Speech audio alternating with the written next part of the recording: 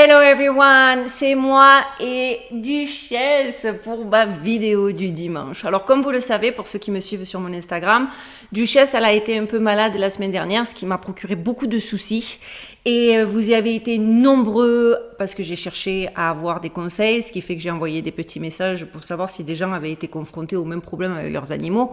Vous avez été énormément à me répondre et je tenais à vous remercier du fond du cœur.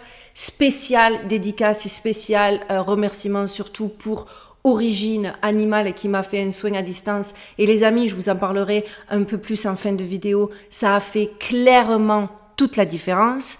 Donc, nous voilà revenus à la normale. Duchesse, qui était bien flagada, est redevenue la petite despote qu'elle a toujours été. Tout est rentré dans l'ordre. Je vous avoue que je me suis fait beaucoup de soucis. Et moi, je suis une nana hyper angoissée. Et quand quelque chose qui me tient à cœur ou quelqu'un qui me tient à cœur est en souffrance, je suis zéro productivité. Je suis tel un zombie, une épave. Je glisse dans la vie. Rien n'adhère. Je suis focus sur quoi faire, comment le faire, en état de stress, pas de sommeil. Enfin, too much, la meuf too much. Mais vous avez dû le remarquer, je suis too much. Mais en tout cas, je suis heureuse de vous montrer à ceux qui me l'avaient demandé que tout est rentré dans l'ordre et que je suis enfin rassurée. Merci, merci à vous tous. Merci parce que c'est une confirmation, si j'en avais besoin d'une de plus, que vraiment j'ai une communauté extraordinaire. Donc comme je viens de vous le dire, c'est vrai que niveau productivité, c'était pas le top, mais je me suis quand même dit, tu ne peux pas laisser ta communauté sans nouvelles et sans vidéos ce dimanche. Surtout que vous allez voir, je suis tombée sur une actualité qui m'a fait dresser les cheveux sur la tête. Ou curler les cheveux. Ça dépend.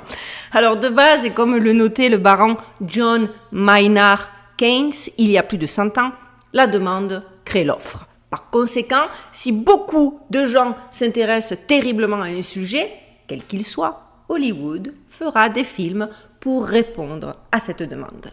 Cependant, le problème est que depuis un certain temps, je ne sais pas si vous l'avez remarqué, Hollywood consacre au moins 25% de sa production à divers types de démons, d'histoires de démons, d'hybrides démoniaques et d'autres suppôts du diable. Plus de 20 séries à la mode et extrêmement coûteuses sur ce sujet ont été publiées récemment, ce qui est plutôt étrange si on compare à il y a 50 ans, où les films de démons, de vampires, etc. n'étaient pas monnaie courante, ou alors vraiment pour des périodes spécifiques, genre à la période d'Halloween, etc., etc. Maintenant, c'est clairement exagéré, et c'est de plus en plus crescendo.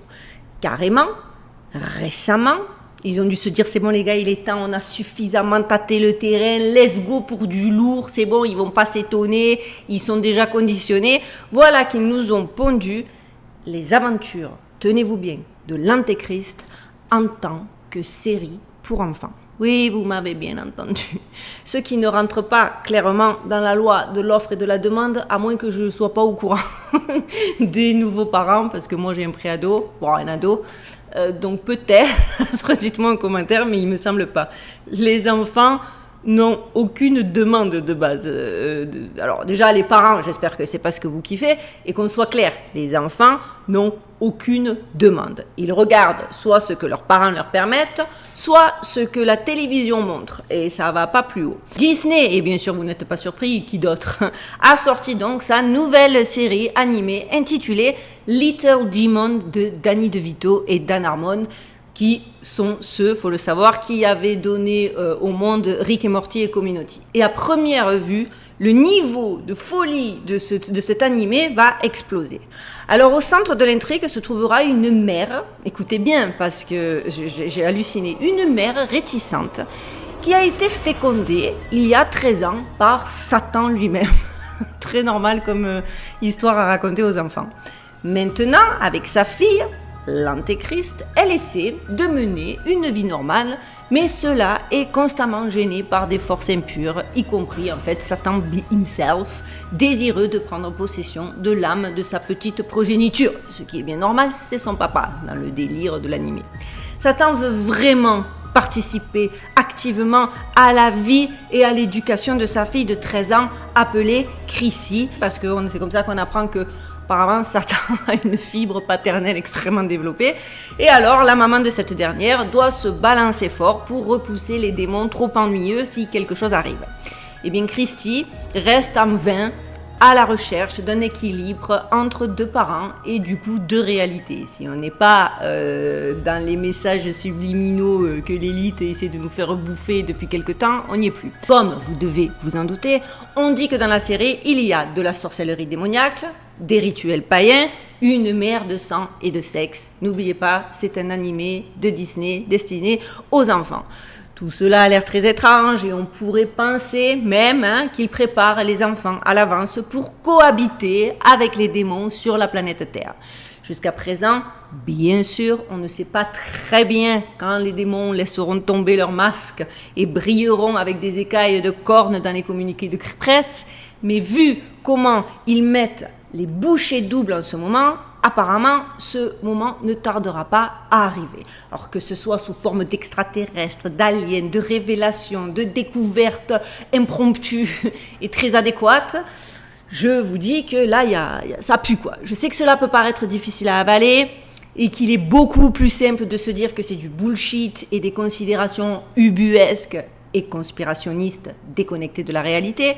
Je sais qu'on a envie de croire que là, carrément, ça va trop loin dans le complot et que de telles affirmations sont basées sur du vent et des analyses douteuses.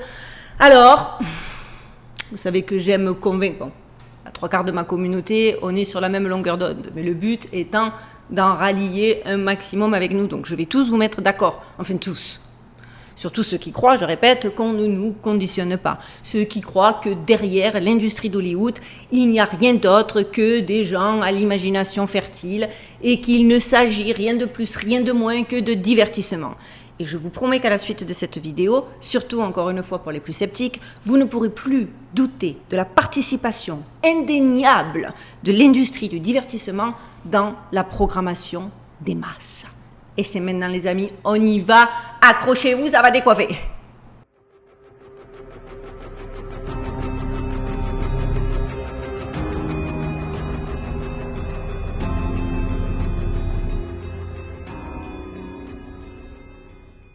Donc aujourd'hui, je ne vais pas vous reparler de Disney parce que déjà, je l'ai déjà fait et ma vidéo a été strikée et je me suis fait interdire de post pendant plus de 3 semaines. D'ailleurs, vous retrouvez la vidéo que j'ai fait sur Disney en lien dans la barre de description de celle-ci parce que je l'avais postée fort heureusement en doublon sur Odyssée. Et puis, je me suis dit, Disney, on le sait, il n'y a plus rien à démontrer, tout a été dit, tout a été fait. Si les gens n'ont pas compris, les gens ne comprendront plus. Bref, mais je vais vous parler aujourd'hui du grand et tout puissant Netflix. D'autant plus que récemment, les propositions de films dits d'horreur sont pléthore sur la plateforme. Entre les Sabrina, les Lucifer, les Alone in the Dark, les Darkness, la Maison de l'horreur, les American History, tout, Netflix mène clairement la danse. Mais aujourd'hui, je vais surtout vous parler de son sale petit secret, parce que oui, Netflix a un sale petit secret. Peut-être certains le savent, moi je l'ai découvert et j'en ai été choquée. J'ai découvert en effet que Mark Randolph, le cofondateur de la plateforme numérique Netflix, n'était nul autre que le petit-neveu d'Edouard Bernays. Et qui est donc Edouard Bernays, me direz-vous ? Eh bien, sachez que M. Bernays n'est nul autre que le père fondateur de la propagande. Si personne ne peut clairement s'attribuer le mérite exclusif de l'ascension de la publicité dans la vie américaine, personne ne le mérite plus qu'un homme dont la plupart d'entre nous n'avons jamais entendu parler, Monsieur Edouard Bernays. Je vous le note, mais je le prononce à la française. Il est rapidement apparu qu'il était l'un des plus grands vendeurs d'idées du XXe siècle. Et puis vendeur d'idées, ça c'est quand on passe la pommade, vous allez voir. Sachez, pour la petite histoire et détail qui a son importance et qui, je pense, va vous faire halluciner comme moi, Édouard est né en Autriche en 1891, l'année où Sigmund Freud publia l'un de ses premiers articles. Et coïncidence qui a son importance, Bernays était aussi le double neveu de Sigmund Freud. Oui, vous avez bien entendu, double. Sa mère était Anna, donc la sœur de Freud, et son père, Élie Bernays, était le frère de Martha, la femme de Freud. Donc alors là, le gars, il pourrait jurer que c'est pas son petit-neveu, personne ne pourrait le croire. L'année suivant sa naissance, la famille Bernet a donc déménagé à New York et Bernet obtint plus tard un diplôme en agriculture à Cornwall. Mais au lieu d'être agriculteur, il choisit une carrière dans le journalisme et finit par aider l'administration de Woodrow Wilson à promouvoir l'idée que les efforts des États-Unis dans la Première Guerre mondiale étaient destinés à apporter la démocratie en Europe. C'est là que tu commences à comprendre les basements de la démocratie et que tu commences à piger 2-3 petites ficelles qui devraient pouvoir te servir de nos jours. Après avoir constaté l'efficacité de la propagande en temps de guerre, Bernet se demanda alors s'il ne pourrait pas être aussi utile en temps de paix.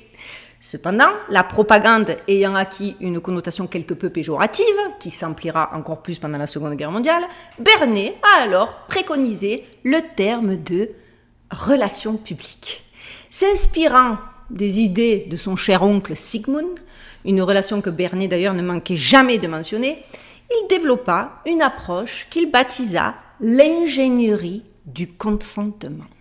Il fournirait aux dirigeants les moyens de contrôler et d'enrégimenter les masses selon leur volonté sans qu'ils le sachent. Et ça, c'est des propres mots tirés de son livre. Pour ce faire, il était nécessaire de faire appel, non pas, et regardez ça comme c'est vicieux, à la partie rationnelle de l'esprit, mais carrément à l'inconscient. En effet, oh mon bébé, ma jolie, en effet, intrigué par la notion de Freud selon laquelle des forces irrationnelles dirigent le comportement humain, Bernet cherche à exploiter ces forces pour vendre des produits à ses clients. Dans son livre de 1928, Propaganda, Bernet émet l'hypothèse qu'en comprenant l'esprit de groupe, il serait possible de manipuler le comportement des gens sans même qu'ils s'en rendent compte. Pour tester cette hypothèse, Bernet lance l'une des plus célèbres campagnes de relations publiques de tous les temps, convaincre les femmes de fumer. En 1929, je vous remets dans le contexte, il est tabou pour les femmes de fumer en public et celles qui font fi des conventions sont considérées comme sexuellement permissives. Quelle belle époque. Le client de Bernet est George Washington Hill, président de l'American Tobacco Company, qui envisage de briser ce tabou pour élargir le marché de sa marque Lucky Strike, bien évidemment. Bernet demande à Hill la permission de consulter le principal psychanalyste de New York et disciple de Freud, forcément, le docteur A.A. Brill, et obtint cette requête complètement inhabituelle puisque, je vous le rappelle, ce gars a révolutionné cette industrie. C'était la première fois, mais pas la dernière, que Bernet consultait des psychanalystes pour l'aider à élaborer ses campagnes de relations publiques. Lorsque Bernet demanda donc au fameux psychanalyste Mr. Brill ce que les cigarettes symbolisaient pour les femmes, la réponse de Brill est que les cigarettes symbolisaient le pouvoir masculin. L'assimilation du tabagisme à la contestation du pouvoir masculin est devenue la pierre angulaire de la campagne Torch of Freedom de Lucky Strike, qui débute lors de la parade annuelle de Pâques à New York le 1er avril 1929. Bernet s'était procuré la liste de débutantes auprès du rédacteur en chef de magazine Vogue et avait lancé l'idée qu'elle pourrait contribuer à l'expansion des droits des femmes en allumant des cigarettes et en les fumant dans les lieux les plus publics, comme par exemple la 5e avenue. La presse, prévenue à l'avance, n'a pas pu résister à l'histoire. La Torch of Freedom Parade est couverte non seulement par les journaux locaux, mais aussi par des journaux nationaux et internationaux. Bernet était convaincu que lier des produits à des émotions pouvait amener les gens à se comporter de manière complètement irrationnelle. En réalité, bien sûr, les femmes ne sont pas plus libres parce qu'elles ont commencé à fumer. Mais le fait d'associer le tabagisme aux droits des femmes favorise le sentiment d'indépendance. Vous le voyez, le vice du vicieux? Parce que c'est là que tu vois que le conditionnement, mais... je n'ai pas fini. Et attendez, un exemple, et un exemple qui nous concerne, parce que j'en ai pléthore, un exemple, mais vraiment celui-là, il est plus d'actualité que never, parce qu'il utilise les ficelles qu'on est en train de nous faire bouffer en ce moment même. C'est comment Bernet a réussi à convaincre les Américains de manger de la viande séchée. Comme en ce moment, ils sont en train de nous convaincre de bouffer de la viande à base d'insectes, bientôt de la viande de reconstitution au goût humain, comme on a pu le voir. J'ai fait une vidéo, je vous le mets en lien de description. Bref, vous allez voir. La Beech-Nut Packing Company souffrait d'une baisse de vente de l'un des principaux produits carnés, le bacon. Dans Propaganda, donc je vous répète, qui est paru en 1928, Bernet décrit sa campagne pour augmenter les ventes de bacon et oppose la psychologie de groupe de Freud aux principes comportementaux. Une campagne behavioriste à l'ancienne répéterait un stimulus pour créer une habitude. Inonder les consommateurs avec des publicités pleines pages et poursuivre avec une incitation ou une récompense en offrant des coupons de réduction. Donc vous voyez que tout ce qu'il a écrit en 1928 on ne peut plus d'actualité de nos jours, qui plus est encore plus important, plus puissant et qui nous affecte d'autant plus avec les réseaux sociaux, les influenceurs, les influmenteurs, les influvoleurs et toute cette jolie clique. Et vous allez comprendre pourquoi je vous dis ça. Mais pour créer la nouvelle campagne de style freudien, Bernet s'est demandé qui influence donc ce que le public mange. Sa réponse fut de sonder, je vous le mets dans le mille, nos amis, les médecins, et de leur demander s'ils recommanderaient un petit déjeuner léger ou un petit déjeuner copieux. Les médecins recommandèrent massivement un petit déjeuner copieux, ouvrant ainsi la voie à Bernet pour convaincre les Américains de troquer leur jus de fruits, leur toast et leur café habituels pour le désormais omniprésent et américain petit déjeuner copieux composé de bacon et d'œufs. C'est pour ça, petite parenthèse, tous ces gens qui sont véganes, pas véganes, keto, pas keto, qui te disent avant on était végane alors qu'avant on nous a dit qu'on était carnivore. Dites-vous qu'en fait c'est pas pour votre bien, c'est dans un souci. Chaque nouveau régime qu'on vous vend, chaque découverte diététique qu'on vous vend en vous disant que c'est que du marketing, les gars. Faut arrêter de croire que les choses sont faites pour notre bien. Les choses sont faites pour qu'ils puissent s'enrichir de plus en plus sur notre dos. Bernet utilisait aussi la peur pour vendre ses produits. Pour les gobelets Dixie, Bernet a lancé une campagne visant à faire peur aux gens en leur faisant croire que seuls les gobelets jetables étaient hygiéniques. Dans le cadre de cette campagne, écoutez bien, il a fondé le comité pour l'étude et la promotion de la distribution sanitaire des aliments et des boissons. Vous vous rendez compte jusqu'où ça va, jusqu'où la manipulation va. Il crée carrément des corpuscules, des corps politiques, des mouvements pour te convaincre de la véracité d'une campagne publicitaire. N'oublions pas que M. Bernet a quand même fait gagner les élections au président Coolidge en 1924. Parce que sans lui, le mec serait jamais devenu, je crois, le 30e président des États-Unis. Certains doutent encore, alors écoutez donc ça. Il s'agit d'un extrait de son livre. Je vous le lis textuellement. La manipulation consciente et intelligente des habitudes et des opinions organisées des masses est un élément important de la société démocratique. Ceux qui manipulent ce mécanisme invisible de la société constituent un gouvernement invisible qui est le véritable pouvoir dirigeant de notre pays. Nous sommes gouvernés, nos esprits sont modelés, nos goûts formés et nos idées suggérées en grande partie par des hommes dont nous n'avons jamais entendu parler. Ce sont eux qui tirent les fils qui contrôlent l'esprit du public.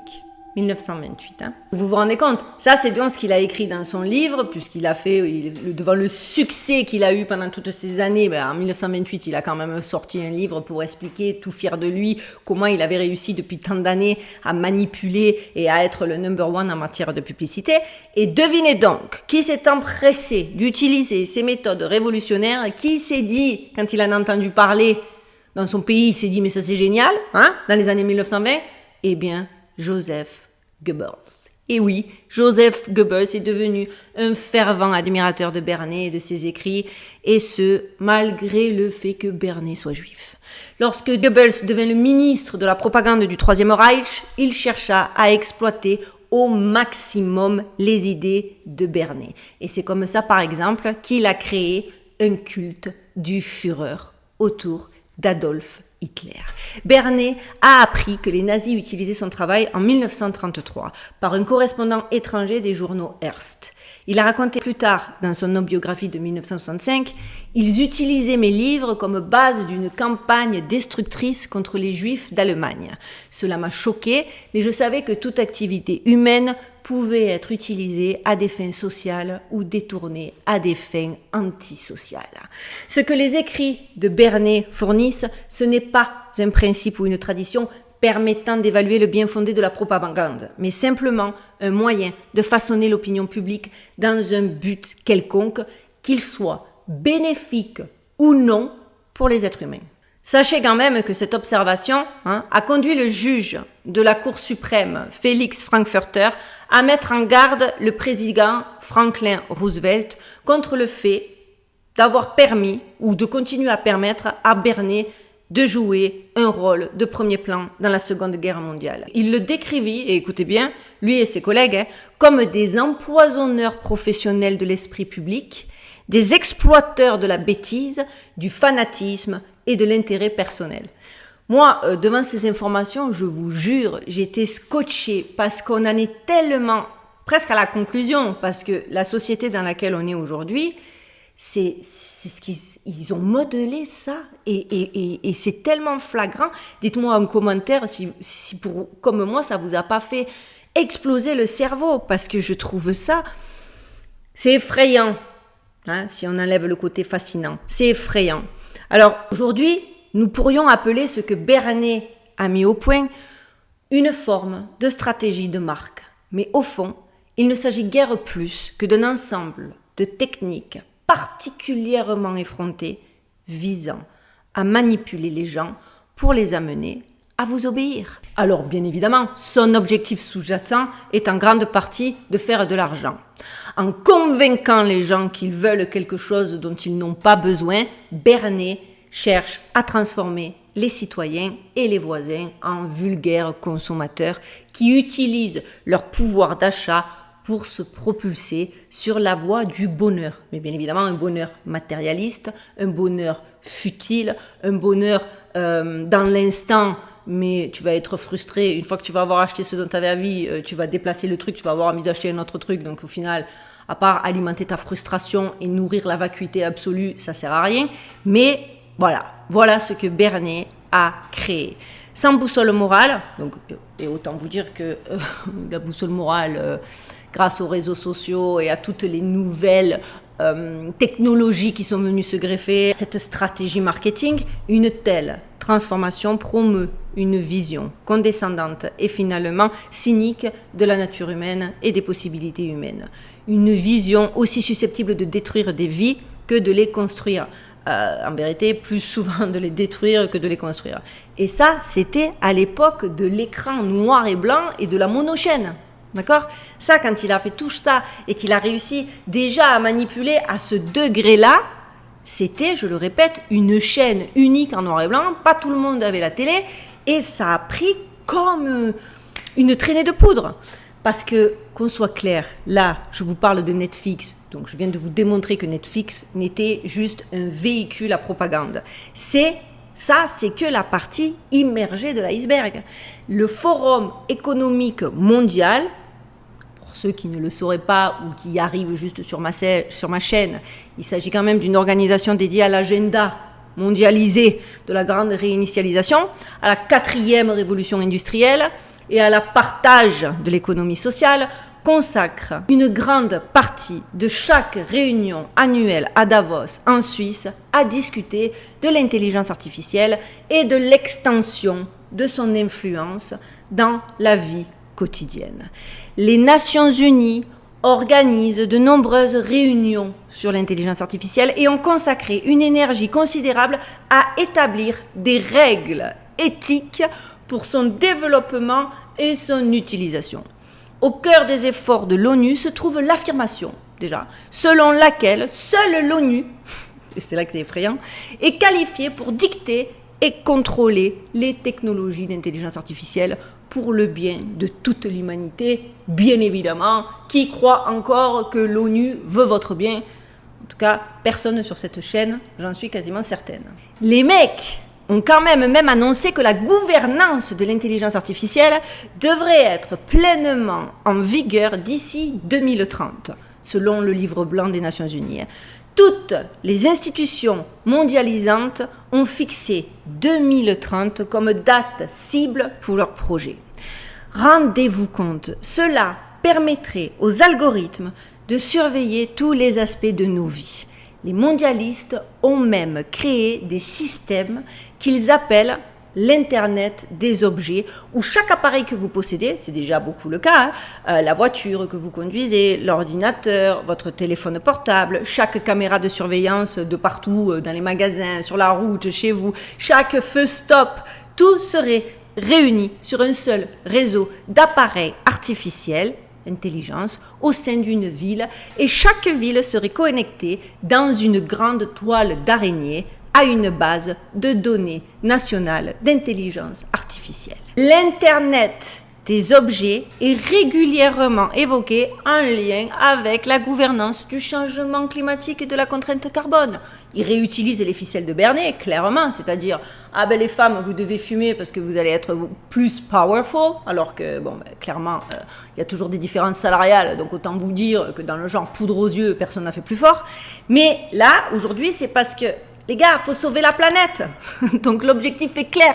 Les gouvernements et les élites des entreprises veulent avoir la possibilité de suivre chaque watt d'énergie que vous utilisez chaque jour.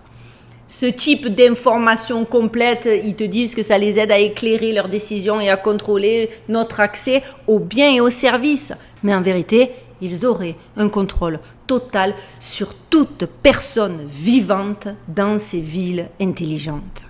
Votre vie entière, chaque seconde, serait surveillée et scrutée, et vos opinions, vos avis, vos envies, vos désirs formatés. Imaginez, les amis, un monde micro-géré par un algorithme gold-dead qui ne vous considère que comme une ressource ou une menace. C'est comme là, voilà, sur Instagram, il te turn off, quoi. Il décide de te, lui, il est nul, il pense pas comme la masse, c'est un peu le mouton noir, on va le turner off, on va lui couper les services d'électricité. Et les gens, ils vont t'éteindre. Les mecs, ils sont en train de mettre en place un système où ils vont pouvoir éteindre des gens comme si on vivait à l'intérieur de Instagram ou d'un Facebook et que c'est toi le poste. Le poste, ouais, celui-là, non. Mais les amis, ce n'est pas dans un film. On y est. Alors à tous ceux que ça rassure de rigoler sur le dos des dits complotistes, de grâce, réveillez-vous.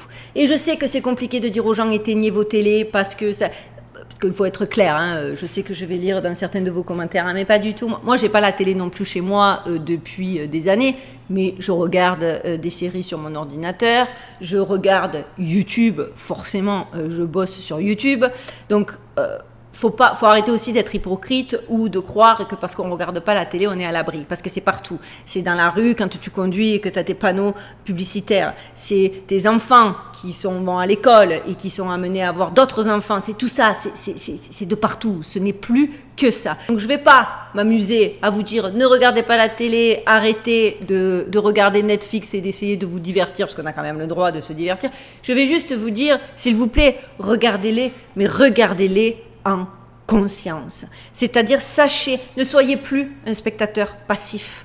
Soyez un spectateur qui est dans la compréhension et qui ne se laisse pas affecter par d'éventuels messages sublimitaux,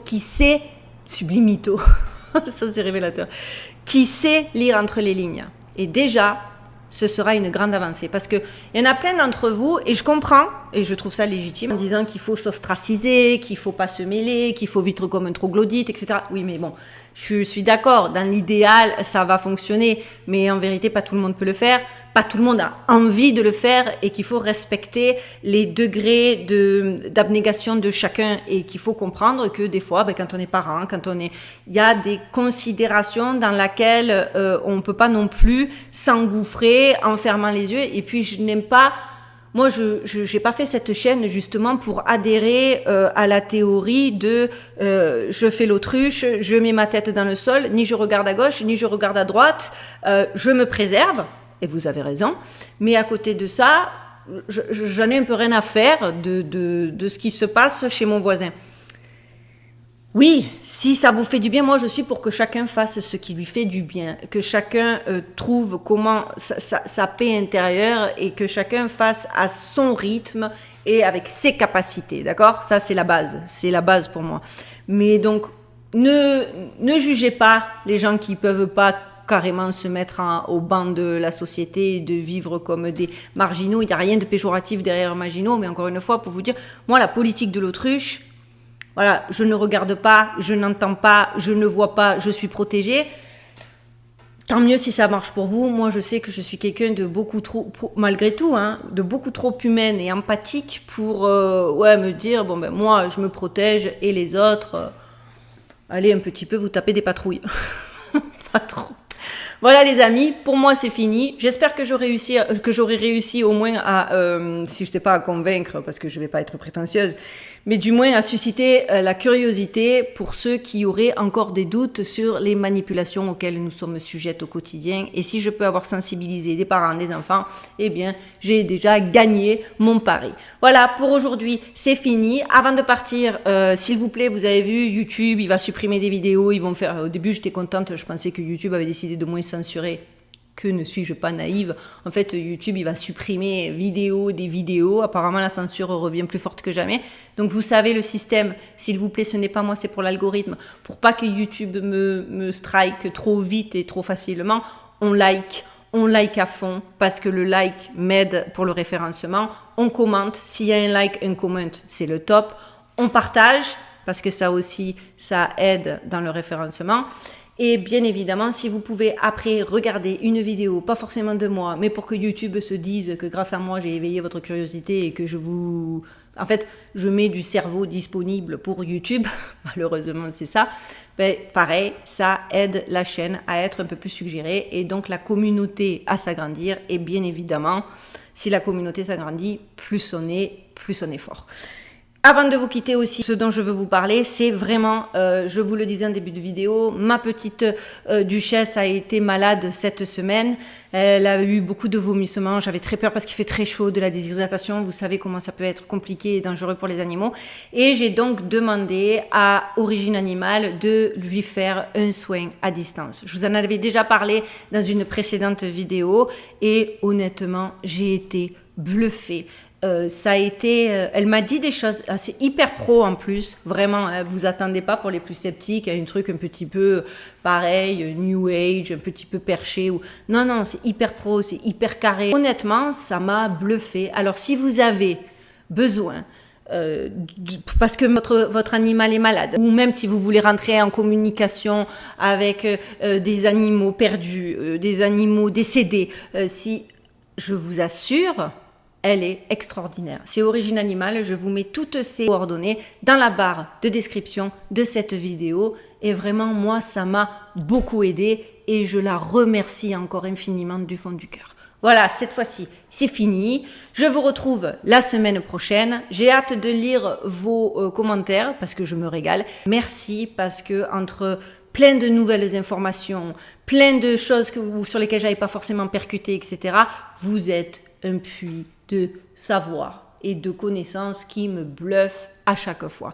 Donc, continuez les amis. Et voilà, tout est dit. Passez une excellente semaine. Prenez bien soin de vous. Prenez bien soin de vos proches. Et surtout, n'oubliez pas, stay safe les amis.